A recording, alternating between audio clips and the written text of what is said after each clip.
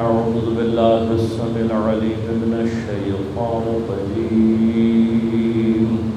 بسم الله الرحمن الرحيم. الحمد لله الذي هدانا لهذا وما كنا لنهتدي لولا أن هدانا الله لقد جاءت رسل ربنا بالحق.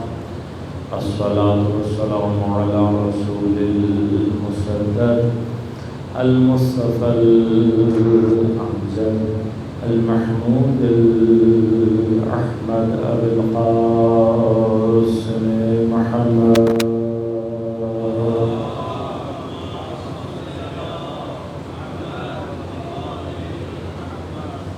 والصلاة والسلام على أسد الله الغالب غالب على كل غالب علي بن أبي طالب.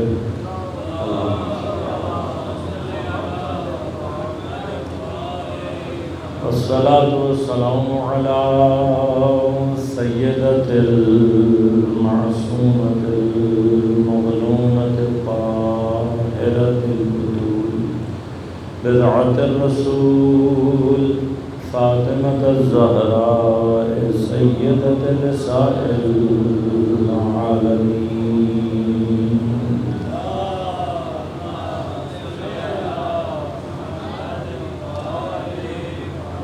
والصلاة والسلام على الحسن المجتبى والحسين المظلوم وأهل بيته الطيبين الطاهرين المعصومين المظلومين المنتجبين المنتخبين لا سيما بقية الله في الأراضين روحي وأرواح العالمين لتراب مقدمه الفداء.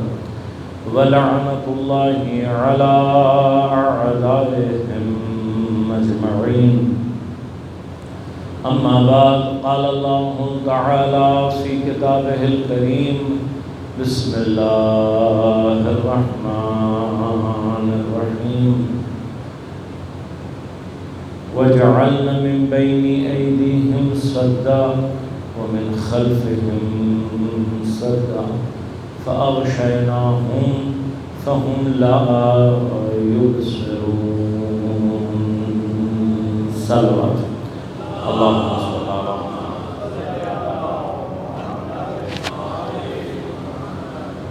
مومنین کرام، سامعین محترم، عزیزان کرام قدر، غیبت امام زمان عجل اللہ تعالی فرجہ الشریف، اور ہماری ذمہ داری اس عنوان سے ہماری گفتگو کا سلسلہ جاری ہے۔ موضوع پر گفتگو کے لیے سورہ مبارکہ یاسین کی 9 نمبر آیت کو سرنام کلام کے طور پر آپ کی خدمت میں تلاوت کیا۔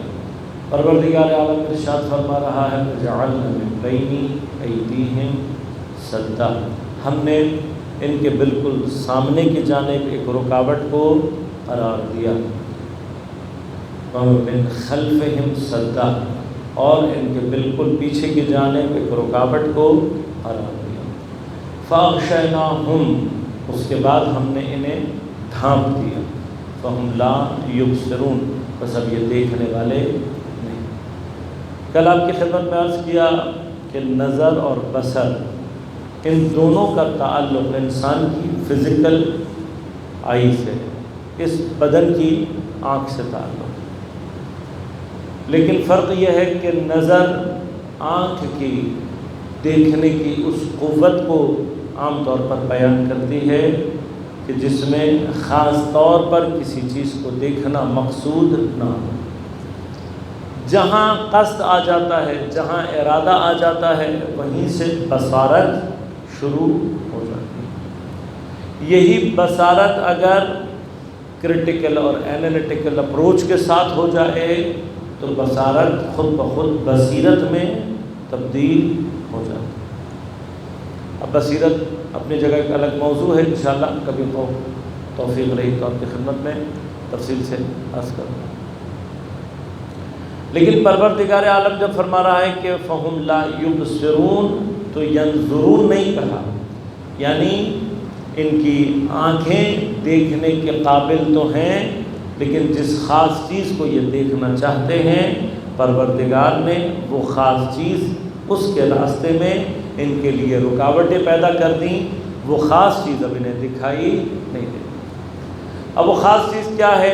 یا روایت کے حوالے سے جو اس کے اندر بحث روائی ہے، شیعہ اور سنی دونوں روایات نے اس واقعے کو نقل کیا کہ جس وقت مکہ میں الہی نصرت جناب حضرت ابو طالب علیہ السلام کا انتقال ہوا، اس لیے کہ جناب ابو طالب علیہ السلام وہ ذات گرامی ہیں کہ جنہوں نے مکہ میں نہ صرف پیغمبر اکرم صلی اللہ علیہ وآلہ وسلم کا دفاع کیا، آپ کی حفاظت کی، بلکہ حضرت ابو طالب علیہ السلام کی حمایت کے سائے میں پیغمبر نے اپنی تمام تر تبلیغات انجام دی۔ اور جب حضرت ابو طالب علیہ السلام کا انتقال ہوتا ہے تو پھر مکہ کے جتنے بھی کفار اور مشرکین ہیں ان کو وہ جرأت حاصل ہوتی ہے کہ یہ پیغمبر کی اہانت کرتے ہیں، پیغمبر کو مختلف تکلیفیں، آزار اور اذیتیں پہنچاتے ہیں۔ یہاں ایک منٹ رک کر صرف ایک جملہ کہوں گا۔ عام طور پر چونکہ فتنے کا دور ہے، ہر ہتھیلی میں فتنہ موجود ہے اور ہر کچھ دنوں کے بعد خصوصاً ماہ اذا میں اس طرح کے فتنے پھیلائے جاتے ہیں۔ ان میں سے ایک یہ بھی ہے کہ بعض احادیث پیغمبر کی نقل کی جاتی ہیں کہ پیغمبر نے فرمایا کہ کسی کے لیے بھی 3 دن سے زیادہ سوگ کرنا صحیح نہیں ہے، کسی کے غم میں رونا یا اپنے آپ کو پیٹنا یہ درست نہیں۔ ان احادیث کو بنیاد بنا کر عزاداری سید الشہداء سے نسبت لوگوں کے ذہنوں میں شبہات پیدا کیے جاتے ہیں۔ تو بس ایک جملہ کہوں گا، زیادہ تفصیل میں بات نہیں کروں گا، کہ جو کوئی بھی آپ کو یہ احادیث بھیج کر عزاداری سید الشہداء کے حوالے سے آپ کو یہ کہنے کی کوشش کرے کہ جی اتنا غم منانے کی کیا ضرورت ہے، تو اسے کہنا کہ پیغمبر کی حیات میں صرف یہ احادیث نہیں ہیں۔ یہ خیانت علمی کہلاتی ہے، یہ انٹلیکچوئل ڈس آنیسٹی ہوتی ہے کہ آپ کسی کے بعض الفاظ کو اٹھا کر ایک غلط مطلب لوگوں تک پہنچانے کی کوشش کریں۔ جیسے اگر کوئی قرآن کی کسی آدھی آیت کو اٹھا کر بیان کر دے تو قرآن کہتا ہوا نظر آتا ہے کہ لا تقربوا الصلاۃ، نماز کے نزدیک بھی مت جاؤ۔ اب یہ نماز کے نزدیک نہ جاؤ، آگے جملہ موجود ہے وَأَنْتُمْ سُكَارَىٰ، اس حالت میں کہ تم نشے کی حالت میں ہو۔ بس یاد رکھیے گا، اگر کوئی آدھا جملہ قرآن کا پیغمبر کی ایک حدیث بیان کرے، آدھی حدیث بیان کرے تو یہ خیانت علمی ہے۔ البتہ ہم تو 1400 سال سے اسی خیانتوں کا شکار ہوتے چلے آ رہے ہیں۔ آدھا قرآن پڑھیں گے، اپنی حصے کی، اپنے مطلب کی قرآن کی آیات پڑھ کر لوگوں کو بے وقوف بنانے کی کوشش کرتے ہیں۔ مثلا ہر وہ جگہ جہاں خدا بند کریم نے اپنی توحید کو بیان کرنا چاہا ہے، جب پروردگار اپنی توحید کو بیان کرتا ہے اور توحید محض کو بیان کرتا ہے تو توحید محض ایسے ہی ہے کہ پھر پروردگار کے سوا کائنات میں کوئی نہیں ہے، نہ کوئی ولی ہے، نہ کوئی نصیر ہے۔ لیکن اب یہی پروردگار جب فرما رہا ہوتا ہے اذا جاءکم نصر، تمہارے پاس نصرت آئی، تو وہاں پر جا کر پوچھنا چاہیے نا کہ یہ جو نصرت اللہ تعالیٰ کسی کو کہہ رہا ہے، یہ نصرت جو ہے یہ نصیر اسی مادے سے ہے۔ یہ جو نصرت اللہ نے کسی کو کہا، یہاں پر کسی کو اللہ تعالیٰ کا نصیر کہہ رہا ہے تو وہ نصیر کون ہے؟ اسی طرح سے بہت سارے مقامات پر اللہ نے اپنے علاوہ بھی ولی کو اولیاء کو گنوایا ہے، لیکن جہاں خدا توحید خالص بیان کرتا ہے وہاں پر اللہ کہتا ہے میرے سوا کوئی نہیں ہے، میرے علاوہ کسی سے مت مانگو۔ لیکن جہاں پر اللہ انسانوں کے لیے شرعی نظام کو بیان کرتا ہے وہاں پر اس طول میں سب کچھ بیان کرتا ہے۔ انما ولیکم اللہ، دیکھو جب شریعت کا معاملہ آئے گا تو میں بھی ولی ہوں، ورسول ہوں، اور اللہ کا ولی بھی، رسول بھی اس کا ولی ہے۔ والذین آمنوا الذین یقیمون الصلاۃ ویؤتون الزکاۃ وہم راکعون، اور یہ ولایت صرف رسول پر جا کر نہیں رکتی، یہ ولایت ان افراد تک جاتی ہے جو ایمان لائے، جنہوں نے نماز کو قائم کیا اور حالت رکوع میں زکوٰۃ دی۔ یہ جب اللہ تینوں ولیوں کو بیان کر رہا ہے تو یہ ولایت تشریعی ہے، ولایت اصل میں خدا کے لیے ہے، لیکن خدا ہی دوسری آیت میں یہ بھی بتا رہا ہے کہ جب تم مجھ سے رابطہ کر رہے ہو تو میری ولایت ان دونوں کی ولایت کے بغیر حاصل نہیں ہو سکتی۔ تمہاری اوقات یہ ہے کہ تم پہلے اس ولی کو تلاش کرو کہ جو حالت رکوع میں زکوٰۃ دے رہا ہے۔ جب تم اس ولی کو تلاش کر لو گے تو تم اس قابل بنو گے تم ولایت رسول کو اختیار کر سکو، اور جب تم ولایت رسول کو اختیار کرو گے تب تم میری اس ولایت تک پہنچ سکتے ہو کہ جو مجھ سے مختص اور میرے لیے خاص ہے۔ لہذا جانے من خدا اپنے علاوہ کسی کو پکارنے کا حکم نہیں دیتا، لیکن ایک مقام پر آ کر جب مسلمانوں سے بات کرتا ہے تو یہ بھی کہتا ہے کہ اے مسلمانوں، اگر اللہ کا رسول تمہارے لیے توبہ اور استغفار کرے تو اللہ تبارک و تعالیٰ تمہیں بخش دے گا۔ اب یہاں پر اگر دعا صرف اللہ سے کرنی ہے تو پھر پیغمبر کو درمیان میں لانے کی ضرورت کیا ہے؟ یہ وہ تمام مقامات ہیں، جب تک آپ تمام آیات کو قرآن کی ایک ساتھ نہیں جوڑیں گے قرآن کی اصل حقیقت آپ کو سمجھ میں نہیں آئے گی۔ اب یہ انٹلیکچوئل ڈس آنیسٹی ہے کہ آپ اپنی مرضی کی بعض آیات کو اٹھا لیں اور بعض دیگر سے صرف نظر کریں۔ اسی طرح سے پیغمبر نے اگر یہ فرمایا ہے تو پیغمبر کی حیات میں دو عزاداریاں ایسی بھی ہیں جو اس سے مختلف ہیں۔ ایک عزاداری وہ ہے کہ جو جناب خدیجۃ الکبریٰ سلام اللہ علیہا اور حضرت ابو طالب علیہ السلام کے انتقال پر حضرت پیغمبر نے انجام دی۔ بس جب کوئی آپ سے یہ کہے کہ جی 2 یا 3 دن سے کسی کی عزاداری زیادہ نہیں کرنی چاہیے تو اسے کہیے گا کہ بھائی آپ پھر اپنے پاس جا کر عام الحزن کو بھی تلاش کر کے دیکھو۔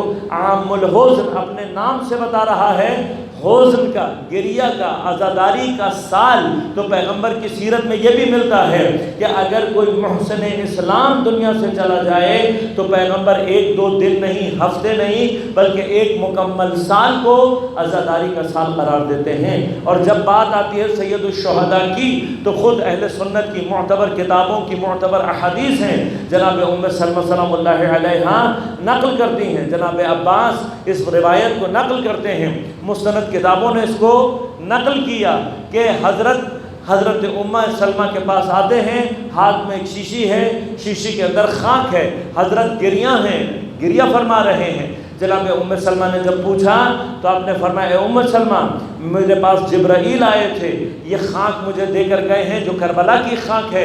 اے ام سلمہ، جس دن یہ خاک سرخ ہو جائے سمجھ لینا کہ میرا حسین میری امت کے ہاتھوں قتل کر دیا گیا۔ اب یہ عزاداری وہ ہے جو کربلا کے واقعے سے کم از کم 50 سال پہلے پیغمبر اکرم انجام دے کر بتا رہے ہیں۔ بس ان دونوں حدیثوں کو اگر سامنے رکھو گے تو ایک چھوٹا سا مسئلہ سمجھ میں آ جائے گا۔ پیغمبر یہ سمجھا رہے ہیں تمہارا مرنے والا مرے تو اس کی حیثیت نہیں ہے کہ 2 دن سے زیادہ اس کی عزاداری کرو۔ تمہارا مرنے والا اگر مرے تو اس کے لیے اپنے چہرے کو پیٹنے کی ضرورت نہیں ہے، لیکن اگر محسن اسلام اس طریقے سے بے دردی سے شہید ہو جائے تو حتیٰ پیغمبر اس کی شہادت سے پہلے گریہ کر کے بتا رہے ہیں کہ حسین کے اوپر ہونے والے ظلم کا تاثیر اور اثر کیا ہے۔ لہذا جانے من یہ جو مرحلہ ہمارے اور آپ کے ساتھ عام طور پر پیش آتا ہے، مشکل یہ ہے کہ حضرت ابو طالب علیہ السلام واحد قصور کیا ہے کہ حضرت امیر علیہ السلام کے پدر بزرگوار، لہذا ہر وہ حضرت امیر کا دشمن طبقہ طول تاریخ میں اس نے حضرت ابو طالب کی شخصیت کو داغدار کرنے کی کوشش کی ہے، لیکن جس کا مدح خواں قرآن ہو اس کی فضیلت کو کوئی دبا نہیں سکتا۔ لہذا حضرت ابو طالب علیہ السلام جب حضرت کا انتقال ہوا، وہ ابو طالب جس کے وجود سے اتنی ہیبت تھی کہ کسی کے اندر جرأت نہیں تھی کہ پیغمبر کی طرف آنکھ اٹھا کر دیکھ سکے۔ لیکن حضرت کی شہادت کے بعد یہ کفار طائف جب آپ جاتے ہیں تو لوگ حضرت پر پتھر برساتے ہیں، حضرت کو لہو لہان کرتے ہیں۔ مکہ کے اندر جرأت اس مقام تک پہنچ جاتی ہے کہ وہ تمام واقعات جو آپ نے سنے ہیں کہ حضرت کو سجدے کے عالم میں حضرت کی پشت اطہر کے اوپر غلاظتوں اور نجاستوں کو رکھا جاتا تاکہ حضرت کو اذیت اور آزار دیا جا سکے۔ ایسے ہی ایک واقعہ کہ جس کو تاریخ نے نقل کیا اور شیعہ سنی دونوں کتب نے نقل کیا کہ پیغمبر بیت اللہ میں نماز ادا کر رہے ہیں اور یہ جو ایک مکہ کے اوباشوں اور مکہ کے مشرکین کا ایک خاص گروہ تھا جس میں عاص بن وائل، ابو سفیان، ابو جہل، یہ سارے لوگ شامل تھے، انہوں نے تنہائی کا عالم پا کر یہ قصد کیا کہ حضرت کو آج شہید کر دیا جائے، اور اس قصد سے انہوں نے جب حضرت سجدے میں گئے تو اپنے درمیان کسی ایک کو کہا جاؤ یہ پتھر لے کر، اور جب حضرت سجدے میں ہوں تو حضرت کے سر پر مار کر حضرت کو شہید کر دیا۔ یہ جب پتھر لے کر چلا تو جب وہاں جہاں حضرت نماز پڑھ رہے تھے پہنچا تو پتھر لے کر کھڑا ہوا ہے، مار نہیں رہا۔ اب جو پیچھے کھڑے ہوئے ہیں انہوں نے کہا بھائی پتھر مارتا کیوں نہیں ہے؟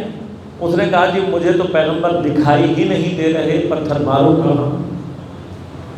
انہوں نے کہا بھائی تیرے سامنے ہیں، انہوں نے کہا مجھے نہیں دکھائی دے رہے۔ انہوں نے کہا اس کا دماغ خراب ہو گیا، اس کو واپس بلا، اس کو واپس بلایا، دوسرے کو بھیجا۔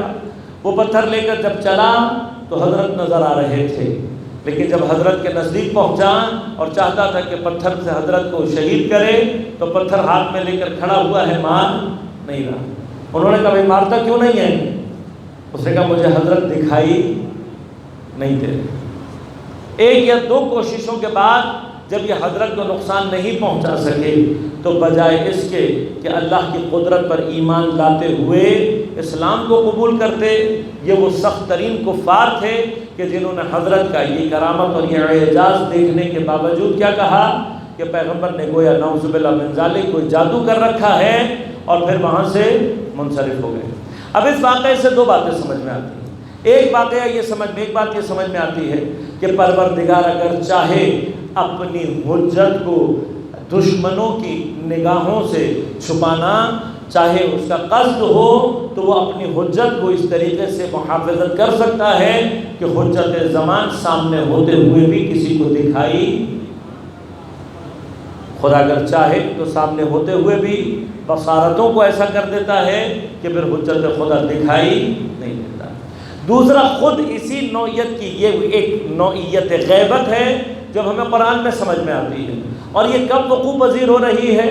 یہ اس وقت وقوع پذیر ہو رہی ہے کہ جب مسلمان کمزور ہیں اور جو ان کی آخری ایک حمایت یا نصرت تھی وہ بھی جب ختم ہو گئی، تو اب اللہ نے اپنی حجت کو باقی رکھنے کے لیے اس غیبت کے ذریعے سے اپنی حجت کو محفوظ رکھا۔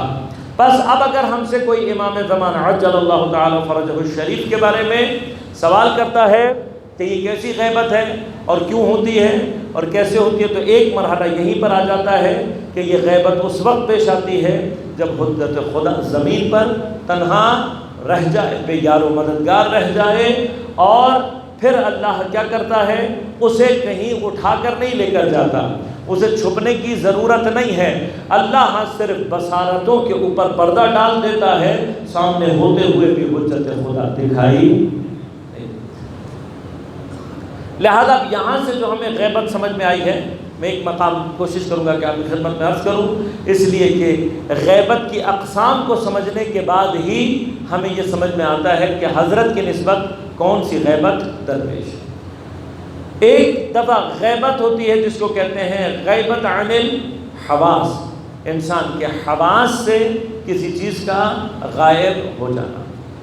یہ ہر اس طرح کی غیبت ہے کہ جو ہمارے 5 سینسز کے دائرے سے جب کوئی چیز باہر چلی جائے، لہذا ہمارے لیے غائب ہے ہر وہ چیز جو دیوار کے پیچھے اور ہمیں دکھائی نہیں دیتی۔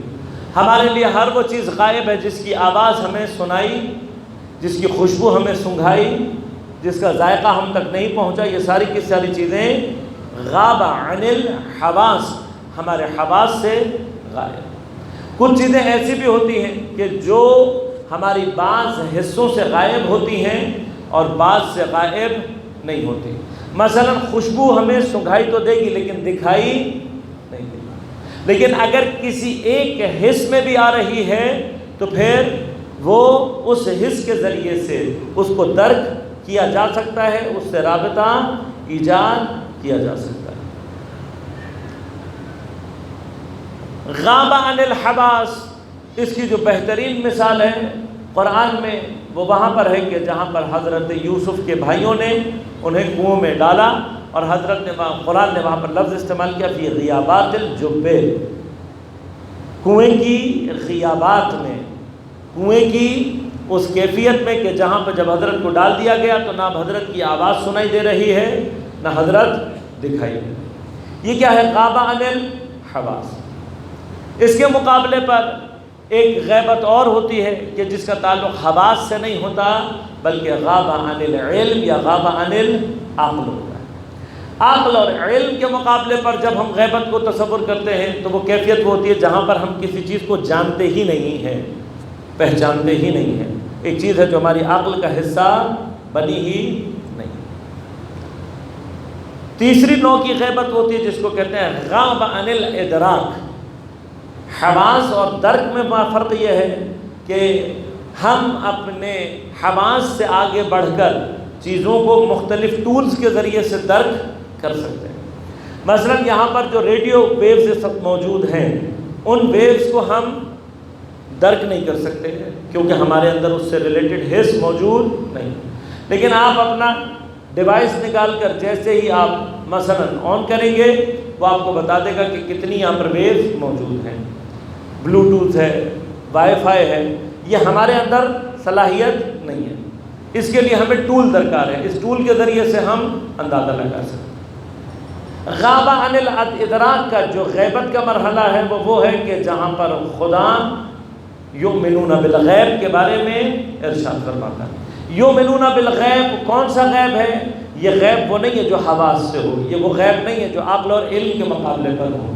یؤمنون بالغیب سے مراد وہ تمام غیب ہے جو انسان کے اصل ادراک کے دائرے سے باہر ہے، اور ان میں سے جو چیز یؤمنون بالغیب جس پر ایمان لانا ہے وہ عالم ملکوت ہے، عالم فرشتگان ہے، عالم وحی ہے کہ جن میں سے کسی ایک کو بھی درک کرنے کی صلاحیت ہمارے اندر موجود نہیں۔ چوتھی جو غیبت ہے وہ غیبت ہوتی ہے جس کو غاب عن البصیرہ کہتے ہیں، یعنی کیا؟ یہ حواس کی مشکل نہیں ہے، یہاں پر جاننے پہچاننے یا عقل کا مرحلہ بھی نہیں ہے، ایسی چیز بھی نہیں ہے کہ جو انسان کے ادراک اور اس کے دائرے سے باہر ہو جائے، بلکہ بحث کیا ہے؟ بصیرت کی۔ بصیرت جیسے میں نے کل آپ کی خدمت میں عرض کیا ایجاد ہوتی ہے وہاں سے جہاں پر انسان کے اندر توجہ پیدا ہوتی ہے، قصد اور ارادہ ایجاد ہوتا ہے، وہاں سے بصارت شروع ہوتی ہے۔ اسی بصارت کو آگے چل کر جب توجہ کی کیفیت شدید ہو جائے تو وہ بصیرت میں تبدیل ہو جاتی ہے، جس کا میں نے ابھی آپ کی خدمت میں عرض کیا کہ کرٹیکل اور انالیٹیکل اپروچ اگر اس کے اندر شامل ہو جائے یہی بصیرت میں تبدیل ہو جائے۔ لیکن جو بنیادی طور پر بصیرت کے لیے چیز درکار ہے وہ کیا ہے؟ ابتدائی طور پر توجہ ہے۔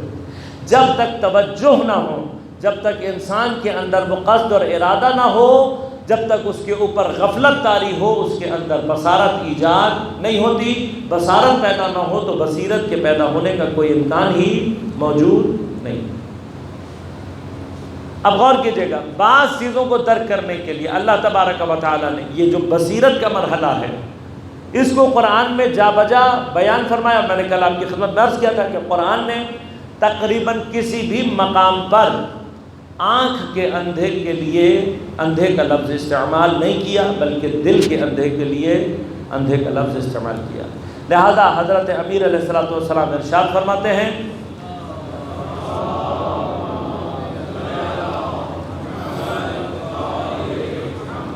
حضرت فرماتے ہیں لیس الاعمى من فقد بصارته، وہ اندھا نہیں ہے جس کی بصارت، جس کی بینائی ختم ہو جائے، ولکن الاعمى، لیکن اندھا وہ ہے من فقد بصیرته، وہ اندھا ہے کہ جس کی بصیرت ختم ہو جائے۔ اب یہ بصیرت اس کی کیفیت اتنی قوی ہے کہ اگر انسان صاحب بصیرت ہو تو بعض اوقات غیب میں موجود اشیاء سے، غیب میں موجود چیزوں سے اس کا ارتباط پیدا ہو سکتا ہے۔ اب ایک مرحلہ تو یہ ہے کہ ہم یہ دیکھیں کہ حضرت کو کون سی بس جو غیبت ہے وہ درپیش ہے۔ اب ان میں جو غیبتیں ہیں اور غیبت کی نوعیتیں ہیں، غاب عن الحواس، جیسے میں نے بہت ساری چیزوں کے بارے میں، کوئی بھی چیز ہماری آنکھوں کی، کانوں کی، ہمارے حواس خمسہ کی حد سے باہر نکل جائے، یہ کامن غیبت ہے۔ امام کی نسبت اس طرح کی غیبت مراد نہیں ہے کہ امام کسی ایسی جگہ چھپے ہوئے یا کسی ایسی جگہ پر موجود ہوں کہ جہاں انسان ان کو دیکھ یا سن نہیں سکتا۔ غاب عن العقل و علم، اس کی جو کیفیت ہے وہ بھی غائب چیزیں موجود ہیں، ہمارے پاس روایات میں بھی موجود ہے۔ قرآن نے بعض کی طرف اشارہ کیا، جن میں سے ایک وجود مقدس ہے حضرت خضر علیہ السلام کا۔ حضرت خضر جن کا ذکر اللہ نے سورہ مبارکہ کہف میں کیا، وَوَجَدَ عَبْدًا مِّنْ عِبَادِنَا آتَيْنَاهُ رَحْمَةً مِّنْ عِنْدِنَا وَعَلَّمْنَاهُ مِن لَّدُنَّا عِلْمًا۔ حضرت موسیٰ کی ملاقات اللہ نے اپنے ایک بندے سے کروائی جس کو اللہ نے اپنی جانب سے رحمت عطا کی اور اپنی جانب سے خاص علم عطا کیا ہوا تھا۔ اس آیت کے ضمن میں جو روایات بیان ہوئی وہ جناب خضر کی ہیں۔ اب جناب خضر کون ہیں؟ جناب خضر کا تعارف اس اعتبار سے یہ ہے کہ لوگ انہیں پہچانتے نہیں۔ حضرت خضر اگر کسی جگہ پر آ بھی جائیں تو چونکہ ہم ان کو جانتے اور پہچانتے ہی نہیں ہیں، لہذا حضرت خضر بھی غائب ہیں، لیکن غاب عن العقل و معرفت، غاب عن الادراک، دو اہم غیبتیں جو اس ضمن میں ہیں، ان میں سے ایک غیبت شیطان کی ہے، موجود ہے لیکن ہمارے درک اور ہمارے ادراک کی کیفیت سے خارج ہے۔ دوسری جو غیبت ہے وہ حضرت عیسیٰ علیہ السلام کی ہے۔ حضرت عیسیٰ کے بارے میں جو روایات کہتی ہیں وہ کیا ہے کہ اللہ نے ان کو چرخ چہارم پر، آسمان چہارم پر محفوظ رکھا ہوا ہے۔ اب یہ چرخ چہارم کیا ہے، آسمان چہارم کیا ہوتا ہے، آیا زمین کے دائرے سے فزیکل اعتبار سے کوئی چیز باہر ہے یا کیا مقامات ہے، نہ ہم جانتے ہیں اور نہ ہمارا شعور اور ادراک ان تمام مقامات کو درک کر سکتا ہے۔ لیکن غاب عن البصیرہ، اس کی جو بہترین مثال قرآن نے بیان کی ہے وہ غیبت ہے حضرت یوسف کا وہ مرحلہ کہ جب حضرت یوسف اپنے بھائیوں کے سامنے کھڑے ہوئے ہیں اور بھائی ہی حضرت یوسف کو پہچان نہیں پا رہے۔ لیکن غور کیجیے گا، انہی واقعات کے درمیان حضرت نے جس وقت اپنی شخصیت کے ظہور کا اعلان کیا تو اب جو بصیرت رکھتا ہے دوران غیبت میں وہ کیسے حجت سے ارتباط پیدا کرتا ہے، اس واقعے کو بھی اللہ نے حضرت یوسف کے واقعات کے اندر بیان کیا۔ جس وقت حضرت یوسف کو بھیج دیا گیا، حضرت یوسف مصر چلے گئے، تو اب تمام دنیا مل کر یہ کہہ رہی تھی کہ حضرت یوسف دنیا سے چلے گئے ہیں، فوت ہو گئے ہیں، اب وہ زندہ نہیں رہے۔ لیکن اس وقت ایک صاحب بصیرت ذات کون ہے؟ حضرت یعقوب علیہ السلام کی۔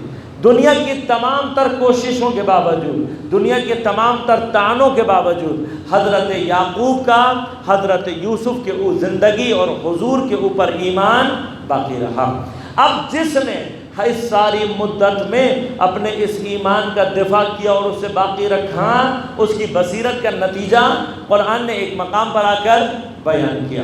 وہ مقام کیا ہے کہ جب حضرت یوسف نے اپنی شخصیت کا اعلان کیا تو بھائیوں نے بتا کر کیا کہا بھائی بابا کی جو حالت ہے وہ ایسی ہو گئی ہے کہ ان کی آنکھیں سفید ہو گئی، وَابْيَضَّتْ عَيْنَاهُ۔ حضرت یعقوب کے لیے جو ایک غلط مشہور ہے بات وہ کیا ہے کہ حضرت نابینا ہو گئے تھے۔ یہ یاد رکھے گا کہ معصوم کے اندر کوئی جسمانی عیب ایسا پیدا نہیں ہو سکتا جو تبلیغ کے راستے میں حائل ہو۔ یہ ضرورت عقلیہ ہے۔ اس ضرورت عقلیہ کے تحت خدا نبی، معصوم اور امام کو ایسے عیوب سے محفوظ رکھتا ہے۔ لہذا حضرت یعقوب کے بارے میں نابینا ہونے کی باتیں یہ اسرائیلیات ہیں۔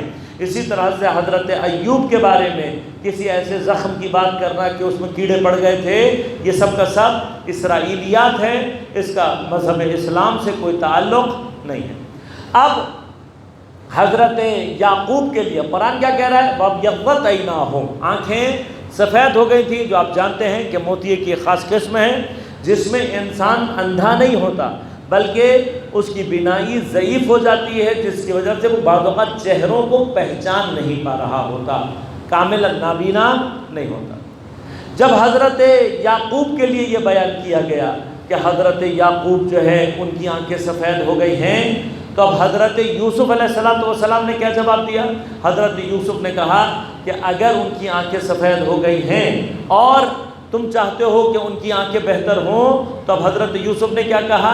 اذهبوا بقمیصی ھذا، میری یہ والی قمیض لے کر جاؤ اور اس کو والد کے چہرے پر ڈالنا، جب تم ڈالو گے تو کیا ہوگا؟ ان کی آنکھیں دوبارہ پلٹ آئیں گی۔ پھر قرآن نے بیان کیا کہ جو بشیر تھا، بشارت دینے والا تھا، جب وہ آیا اور اس نے آ کر حضرت کی وہ قمیص حضرت کے چہرے پر ڈالی تو فرتد بصیرہ، حضرت یعقوب علیہ السلام کی آنکھیں دوبارہ روشن ہو گئیں۔ بھئی یہاں ایک چھوٹا سا نقطہ عرض کروں گا بعض افراد کو ایک بات پہنچانے کے لیے۔ عام طور پر ہم سے بھی یہ شکایت کی جاتی ہے، ہم پر بھی یہ سوال کیے جاتے ہیں کہ تم انبیاء کی اور ائمہ کی قبور پر کیوں جاتے ہو، ان سے اپنے آپ کو کیوں لپیٹتے ہو، ان سے کیوں توسل کرتے ہو؟ ان تمام باتوں کے جواب اللہ نے حضرت یوسف کے واقعے میں یہاں ارشاد فرما دیے ہیں۔ یہ جو کہا جاتا ہے کہ بھائی دعا کرو، کسی سے توسل کرنے کی کیا ضرورت ہے، یہ قبور پر جانے کی اور حاضری دینے کی کیا ضرورت ہے، ان چیزوں سے اپنے آپ کو مس کرنے کی، یہ سب بدعتیں ہیں۔ تو اب یہ بدعت کا باجا بجانے والے جتنے بھی ہیں ان سے میرا چیلنج ہے، آ کر مجھے بتائیں کیا حضرت یعقوب اپنے دور کے نبی نہیں ہیں؟ حتماً نبی ہیں۔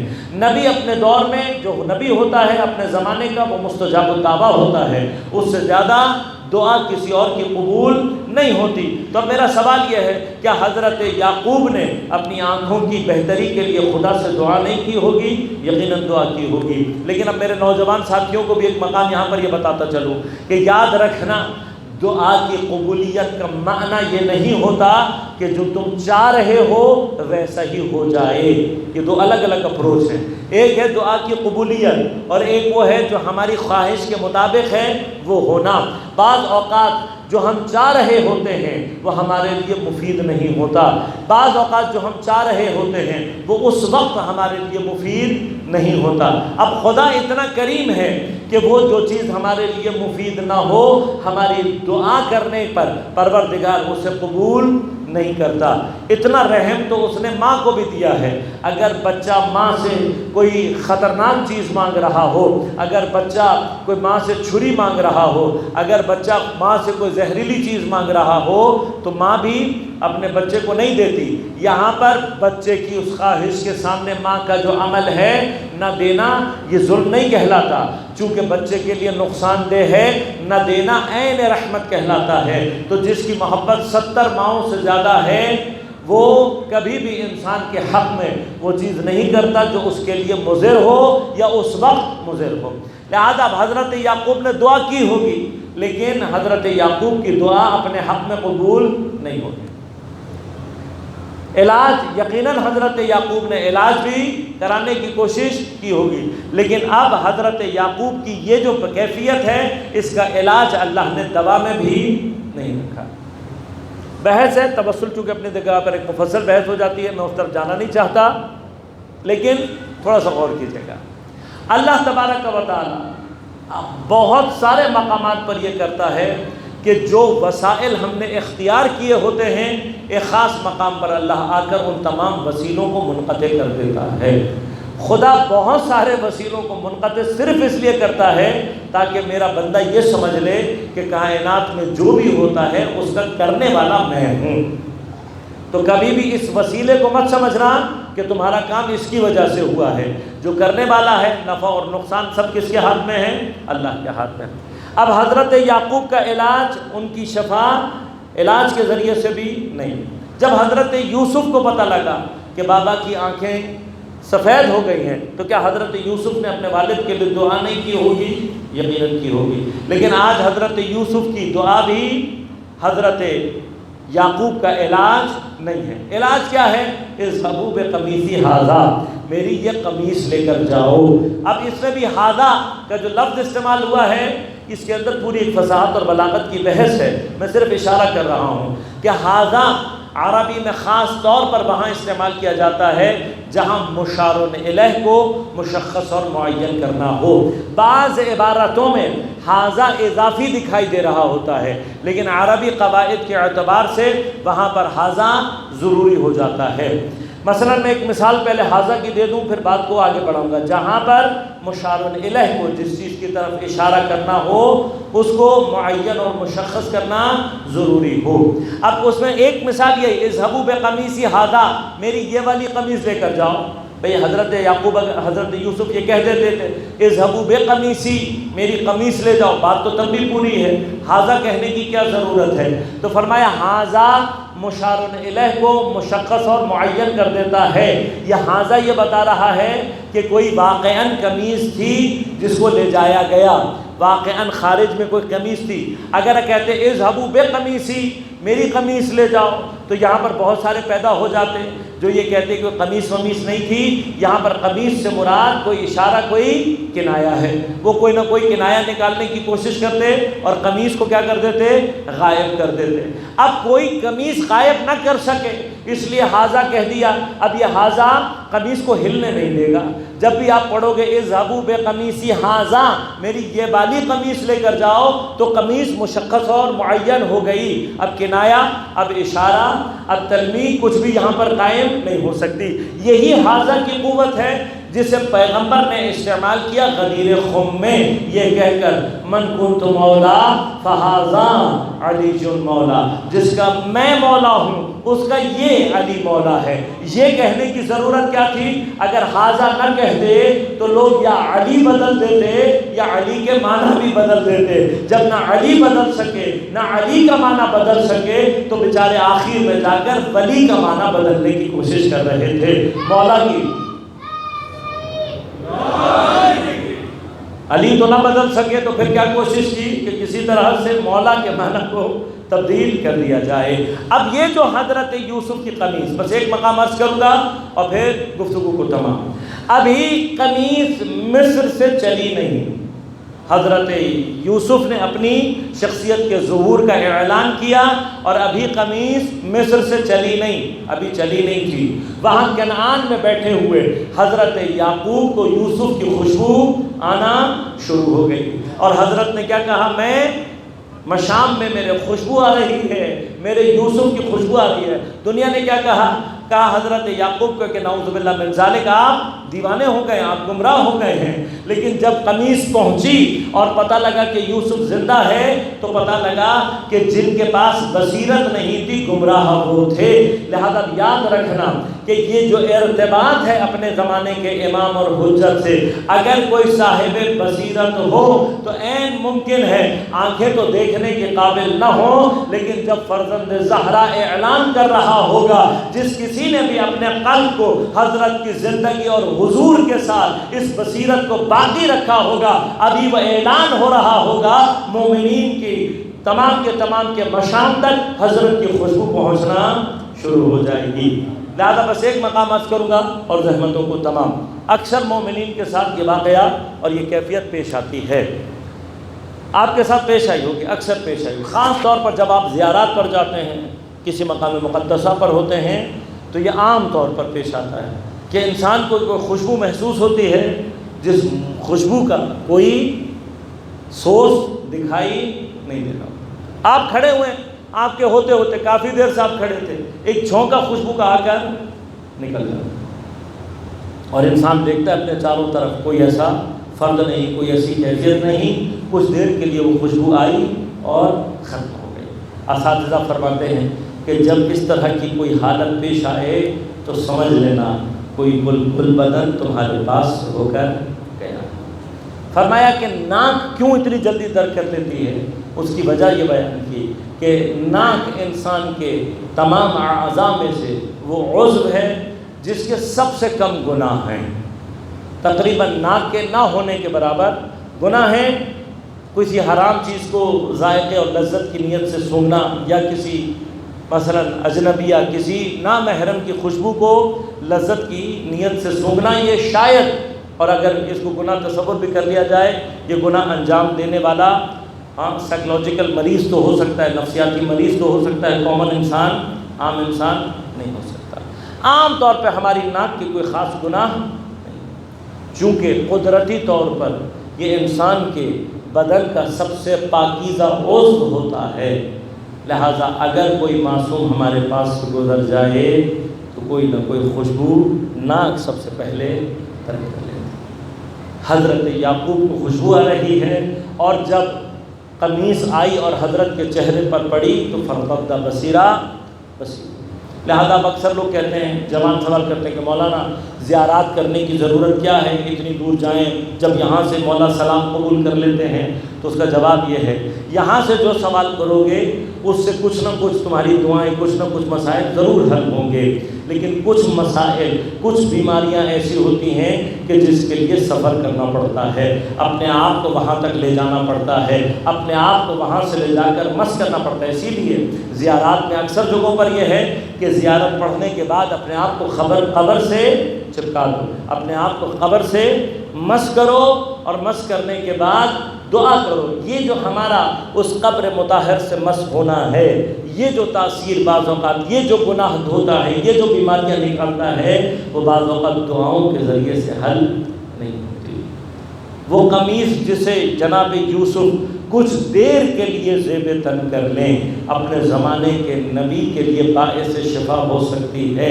بغیر اس قمیص سے توسل کیے اللہ نے جناب یعقوب کو شفا عنایت نہیں کی، تو جس مرقد میں معصوم کا بدن اطہر ہزار سال سے موجود ہو، سینکڑوں سال سے موجود ہو، وہ قطع زمین، وہ قبر، اس سے متعلق ذریع کیسے باعث شفا نہیں ہو سکتی؟